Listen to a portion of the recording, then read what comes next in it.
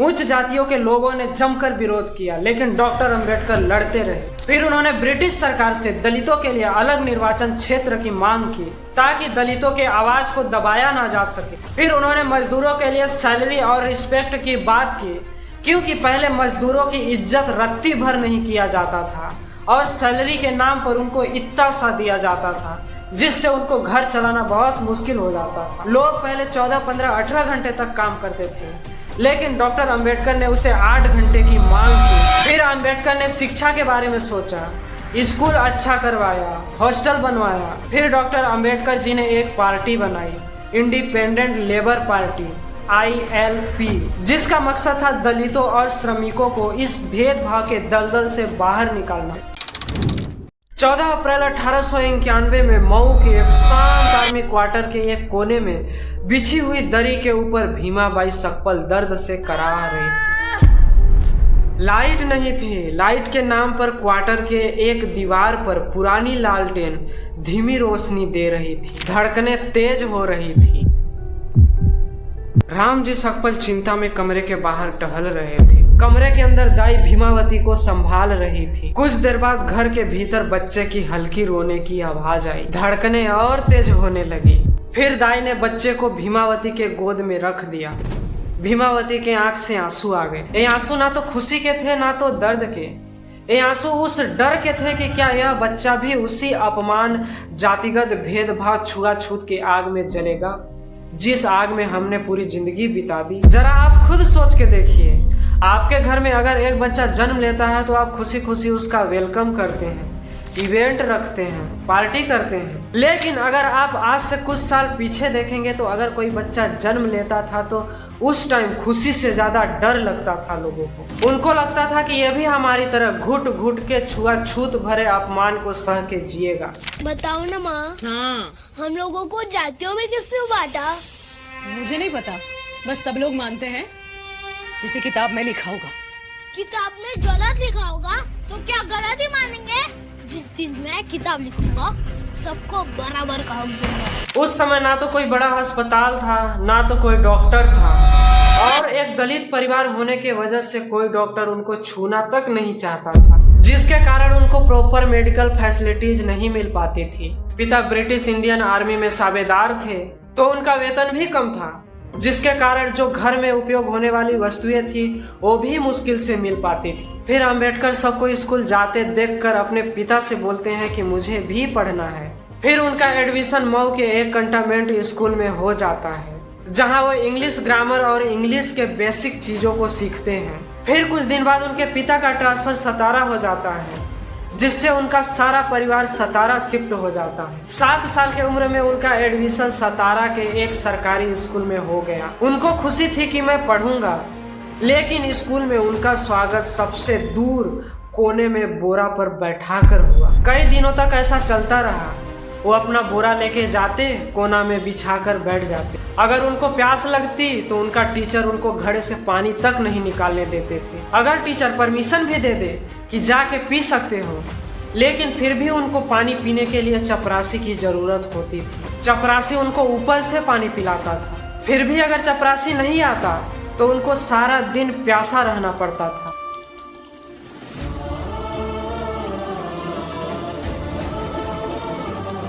ऐसे ही चलता रहा। फिर कुछ दिन बाद अंबेडकर के माँ का डेथ हो गया, जिससे अंबेडकर अंदर ही अंदर से टूट गए। फिर उनके पिता को वापस मऊ डॉक्यूमेंट्स के काम से आना पड़ा।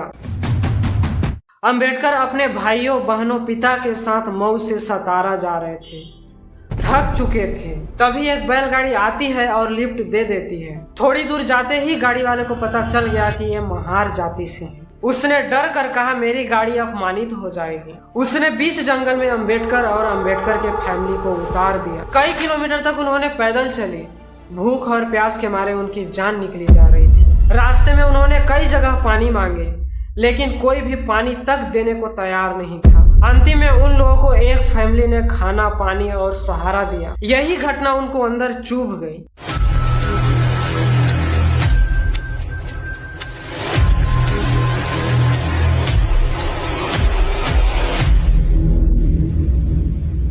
उनको स्कूल में तो पता था कि भेदभाव होता है, लेकिन इतना ज्यादा होता है उनको पहली बार पता चला। उन्हें पानी तक अलग से लेना पड़ता था। मंदिर, कुएं, स्कूल और सार्वजनिक जगहों पर जाना मना था। इसी अपमान और छुआछूत को झेलते झेलते उन्होंने 10वीं पास कर ली। लेकिन इससे पहले 14 साल के उम्र में ही डॉक्टर अंबेडकर का विवाह माता रामाबाई से हो गया था।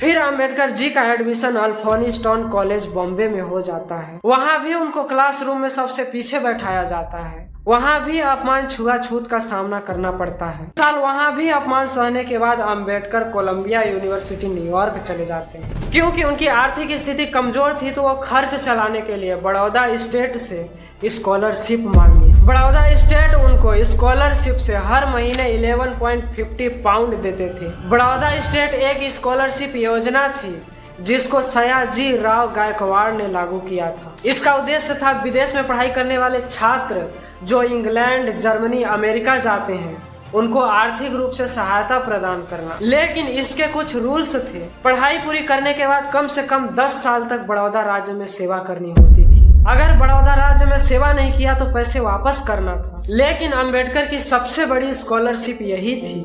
कोलंबिया यूनिवर्सिटी में पहली बार उनको सम्मान मिला। ना तो कोई जातिगत भेदभाव, ना तो कोई अपमान। वहां उनको भेदभाव के बदले उनके नॉलेज के बेस पर उनको सम्मान मिला। यहीं से अंबेडकर जी से डॉक्टर भीमराव अंबेडकर बने, क्योंकि उन्होंने यहीं से एमए से लेकर पीएचडी हासिल की। फिर बाबा साहब अंबेडकर लंदन चले जाते हैं। लंदन से वो Bharat law, MSc, doctor of science करते हैं। लेकिन बड़ौदा से उनको 3 साल के लिए ही स्कॉलरशिप मिली थी। तो स्कॉलरशिप खत्म हो जाने से डॉक्टर अंबेडकर को अपना कोर्स अधूरा छोड़ के आना पड़ा बड़ौदा में काम करने के लिए, जैसा कि बड़ौदा स्कॉलरशिप रूल्स में लिखा था। आने से पहले डॉक्टर अंबेडकर जी ने अपने पिताजी को एक चिट्ठी लिखी जिसमें उन्होंने लिखा कि मैं इतने बजे पहुंचूंगा, आप मुझे लेने जरूर आ जाइए। लेकिन उनके पिता तक ये चिट्ठी नहीं पहुंची और उनके पिता बीमार भी रहने लगे थे, जिसके कारण उनके पिता उनको स्टेशन पर लेने नहीं आए और डॉक्टर अंबेडकर सारा दिन अपने पिता का इंतजार करते रहे। फिर अंबेडकर पारसी के यहाँ रुक गए क्योंकि उधर ही उनको डॉक्यूमेंट्स का कुछ काम करवाना था। कुछ दिन बाद घर जाके देखा तो उनके पिता बीमार बिस्तर पर पड़े थे, बोल भी नहीं पा रहे थे, जिससे कुछ दिन बाद उनके पिता का भी डेथ हो जाता। अब डॉक्टर अंबेडकर अकेले हो चुके थे। फाइनेंशियली सपोर्ट 0 हो चुका था। घर में कोई उनके जैसा दिमाग वाला नहीं था। फिर डॉक्टर अंबेडकर बड़ौदा नौकरी के लिए निकल जाते हैं। जब डॉक्टर अंबेडकर बड़ौदा स्टेशन पर पहुंचे तो उनको लगा कि कोई उनको लेने आएगा, लेकिन छुआछूत इतना चरम सीमा पर था कि कोई गाड़ी वाला उनको लेने नहीं आया। अब डॉक्टर अंबेडकर के मन में एक ही सवाल खटक रहा था, मैं कहाँ जाऊँ, मुझे कौन रखेगा। हिंदू होटल जिन्हें विशिष्ट माना जाता है वो पहले से ही जानते हैं। वहाँ रहने का एकमात्र तरीका था कि मैं झूठ बोलूं, लेकिन अगर मेरा झूठ पकड़ा जाता तो मुझे पता था कि उसका परिणाम क्या होगा। अगर मैं अपने मित्र के घर जाता हूँ तो मेरे अछूत होने से मेरे मित्र को भी शर्मिंदगी महसूस होगी। इसी सोच में अंबेडकर सारा दिन स्टेशन पे बैठे रहे। सारे यात्री जा चुके थे। एक गाड़ी वाला उनको देख रहा था। तभी अंबेडकर उसको अपने पास बुलाते हैं और पूछते हैं कि क्या यहाँ आसपास कोई रुकने के लिए होटल है। गाड़ी वाले ने बोला एक पारसी सराय होटल है जहाँ पैसे लेकर रुकने देते हैं। पारसी सराय के यहाँ रुकने की व्यवस्था सुन के डॉक्टर अंबेडकर खुश हो गए, क्योंकि पारसी जेरास्ट्रियन धर्म को मानते हैं। उनके धर्म में छुआछूत की कोई जगह नहीं है। वो छुआछूत नहीं मानते, इसीलिए उनको भेदभाव का कोई डर नहीं था। वो खुशी खुशी जा रहे थे। कुछ देर बाद पारसी सराय में अंबेडकर को गाड़ी वाला ले गया। गाड़ी वाले ने सामान ला के रख दिया। अंबेडकर उसे पैसा देकर विदा कर दिए। बाबा साहब खुश थे कि रुकने की समस्या खत्म हो गई। बाबा साहब अपने कपड़े उतार के आराम करने ही वाले थे कि केयर टेकर एक किताब लेके आ गया। उसने देखा कि सदरी और धोती जो पारसी लोगों के कपड़े होते हैं बाबा साहब ने उसको नहीं पहना था। उसने गुस्से में बाबा साहब की पहचान पूछी। बाबा साहब को मालूम नहीं था कि वो पारसी लोगों को ही कमरा देते हैं। उसने सीधे बोल दिया चले जाओ मेरे घर से। बाबा साहब शांत हो गए और सोचने लगे कि मैं कहाँ जाऊं। फिर बाबा साहब ने खुद को संभालते हुए केयर टेकर से बोला क्या आप मेरे नाम के बदले किसी पारसी के नाम को लिख सकते हैं, इससे आपको ही फायदा होगा, आपको कुछ पैसे मिल जाएंगे। फिर केयर टेकर राजी हो गया। बाबा साहब वहाँ रहने लगे। उस कमरे के आसपास कोई नहीं था कि बाबा साहब किसी से बात कर सकें। वो शांत अकेले अपने कमरे में रहा करते थे। वो सोचते थे कि भले ही ये जेल है लेकिन एक ठिकाना तो है, कोई जगह ना होने से अच्छा है कोई जगह तो है। बाबा साहब के बाहर रह के स्ट्रगल करने के कारण उनके घर में बहुत प्रॉब्लम आती थी, जिसके चलते उनके चारों बच्चों का एक एक करके डेथ हो गया। डॉक्टर अंबेडकर की बड़ौदा ऑफिस में पोस्टिंग हो जाती है, लेकिन वहां भी उनके फाइलों को फेंक के देते थे।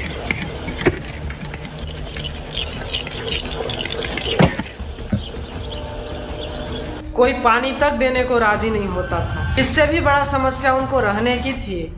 बाबा साहब घूम घूम के रूम खोजते। हिंदू बोलते कि हम महार जाति को रूम नहीं देते, मुस्लिम बोलते कि हम हिंदुओं को रूम नहीं देते। बाबा साहब सोचते कि बड़ौदा की तरफ से अब क्वार्टर मिलेगा, अब मिलेगा, लेकिन क्वार्टर नहीं मिला। फिर बाबा साहब ने भेदभाव और अनटचबिलिटी के कारण जॉब छोड़ दिया। लेकिन बाबा साहब को जो स्कॉलरशिप मिली थी उसके कॉन्ट्रैक्ट में लिखा था कि आपको 10 साल तक काम करना होगा, अगर आप 10 साल तक काम नहीं करते तो आपको पैसे रिटर्न करने होंगे। फिर बाबा साहब ने एक पत्र लिखा कि मैं छुआछूत के कारण जॉब को छोड़ दे रहा, अगर मेरी आर्थिक स्थिति और धन आ गया तो मैं आपके स्कॉलरशिप का सारा पैसा लौटा दूंगा। फिर बाबा साहब अंबेडकर वापस बॉम्बे लौट जाते हैं और वहीं के कॉलेज में पॉलिटिकल साइंस के प्रोफेसर बन जाते हैं। लेकिन प्रोफेसर बनने के बाद भी स्टूडेंट कास्ट के कारण उनका विरोध करते थे, उनका रिस्पेक्ट नहीं करते थे। लेकिन बाबा साहब टिके रहे। इन्हीं सबसे परेशान होकर पहला जनरल मुख नायक समाचार पत्र शुरू की। यह दलितों की आवाज उठाने का पहला पावरफुल माध्यम बना। यहीं से डॉक्टर अंबेडकर के भीतर एक क्रांतिकारी जन्म लेती है। यहीं से कुछ लोगों ने उनकी सहायता की,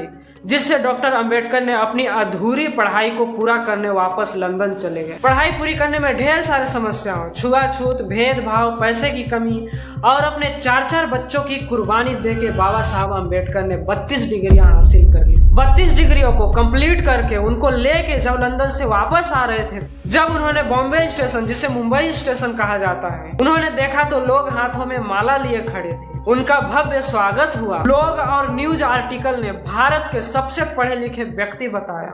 उस टाइम पे सही मायने में डॉक्टर अंबेडकर भारत के सबसे पढ़े लिखे व्यक्ति बन चुके थे। फिर डॉक्टर अंबेडकर ने मुंबई हाई कोर्ट में वकालत शुरू की, जिससे दलितों और गरीबों को कानूनी मदद मिल सके। फिर उन्होंने दलित बच्चों के लिए स्कॉलरशिप और स्कूल के दौरे शुरू किए। उन्होंने समझाया कि शिक्षा ही दलितों के लिए मुक्ति का सबसे बड़ा साधन है। उन्होंने मूल नायक पत्रिका और बुक्स के जरिए समझाया कि जाति, धर्म, छुआछूत से ऊपर उठ के विकास के बारे में सोचना चाहिए। लोग धीरे धीरे जागरूक हुए। फिर उन्होंने महाड़ सत्याग्रह आयोजित किया, जिसका मकसद था कि दलितों को महाड़ टैंक से पानी पीने नहीं दिया जाता था।